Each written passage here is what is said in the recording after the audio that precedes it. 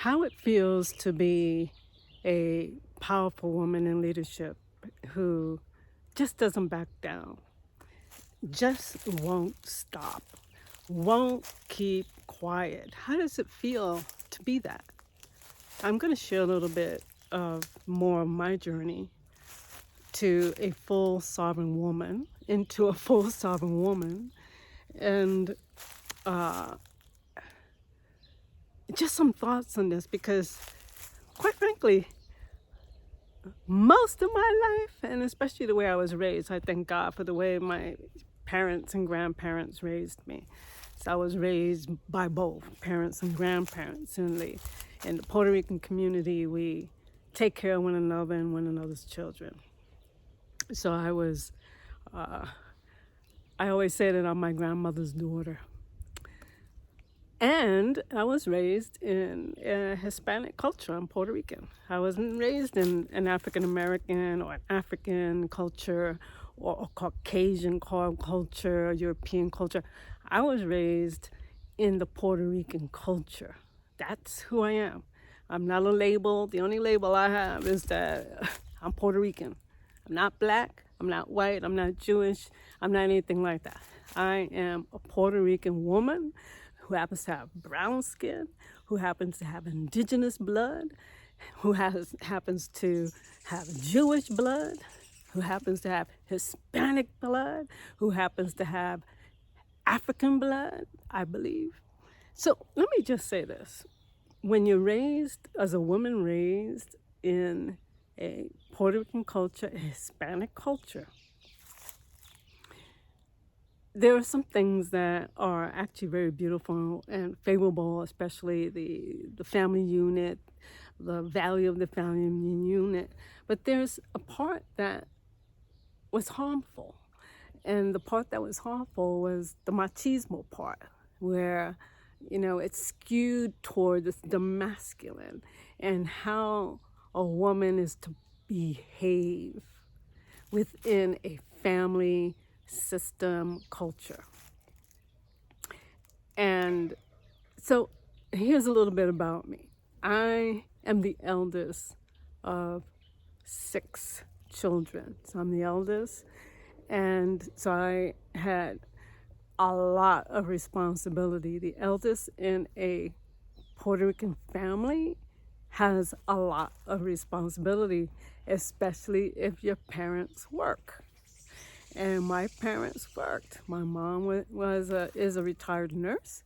My father had multiple jobs, and he was an entrepreneur. And he rose up through the ranks and became. He retired as a top superintendent of a large school district. But who was home taking care of the kids? Me. And not to say that my mother and father didn't take care of us, but when they weren't around, I was the one, right? But here's the thing. So being the eldest and being female and running a household and keeping really, really good grades, there's a couple of messages that came through that quite frankly, I'm surprised that I'm the woman that I am today. One of them is everybody else comes before you do. Because as the eldest, I had to take care of the brood. I had to make sure everybody was okay, safe. Everyone else comes before you do. If you have that, write down in the comments there, do you have that? Everybody else comes before you do. Because that's not good. It works in one way because everybody has their spot in a culture, in a community, in a family. But it doesn't work when a woman like me who is in leadership puts everyone else first at her own expense. So I did that many, many years, many years, and especially around money. So the money, everybody else came before I did. No longer. Number 2, And here's the main one that I want to get to. Women should be seen but not heard. Children should be seen but not heard. And a woman like me who has a lot of power, I'm an alpha. I admit I'm an alpha woman. The alpha women are leaders, like these natural leaders. And we are not well, and the community is not well if we're not leading, because it's natural. So the message I received many times was like, you're a troublemaker, because I would speak up about certain things that just didn't seem right. Being a troublemaker. I'm too much, like I have too much power, too much energy, too much light. So in the past, I would shrink back and not be totally in my leadership, which caused me and others to suffer, because if we are not in our gift, if we are not women who are in our leadership, then the whole community suffers. So I was receiving this message, oh, you're too much. Well, no, I'm not too much. I'm actually a visionary, a prophetess, a forerunner, and a leader. And if that's too much for you, then back off or raise up your vibration.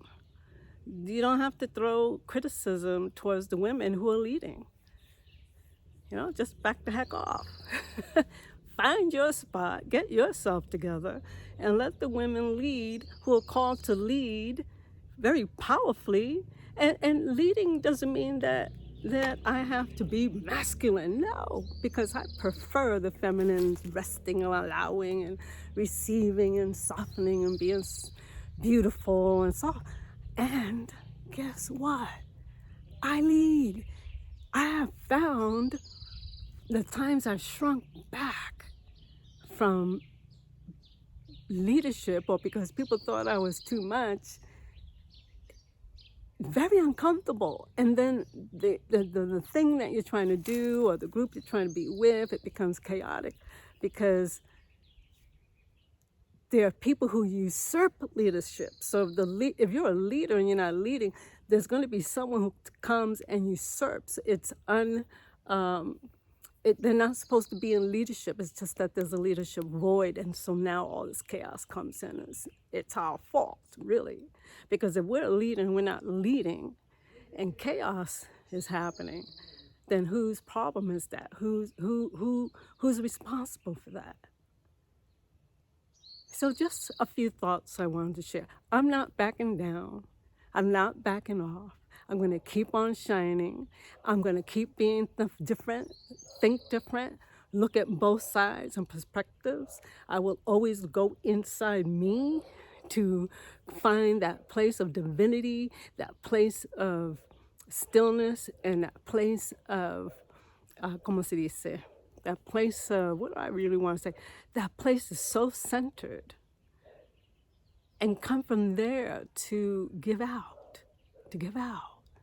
To give out, right? That place of divinity to give out, to give out, to give out.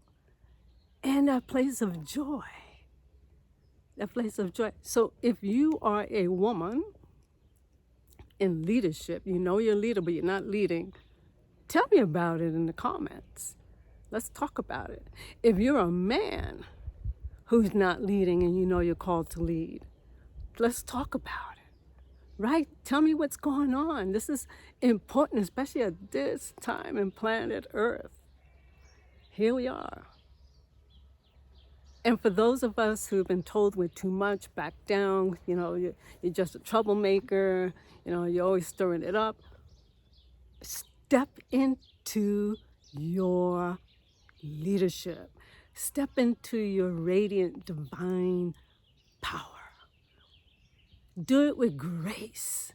Do it with ease and beauty and just the highest frequency that you could possibly. Do it with light, because that's what's needed right now. So just a few thoughts on my mind. If please share, subscribe, comment, put a thumbs up, ask questions, comment. and continue to support us. This is Ayana Mojica here in Oaxaca, Mexico. I'm Wisdom Medicine Woman. And if you ever, ever, ever feel inclined to come down to Oaxaca and receive some of this medicine directly, to receive some of the wisdom directly, to receive some of the power directly, the teachings and healing directly, to embrace the culture here directly, please reach out. I would love and welcome to design something really special for you.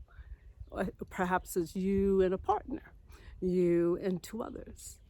But especially for those who want to come and have that one-on-one, reach out. Let's do it, right? Let's do it. Let's have that higher conversation, and let's stand in our leadership or whatever your role is. Let's do it, yeah? Come and enjoy Oaxaca with me. And remember, if you're a leader, lead. Ciao.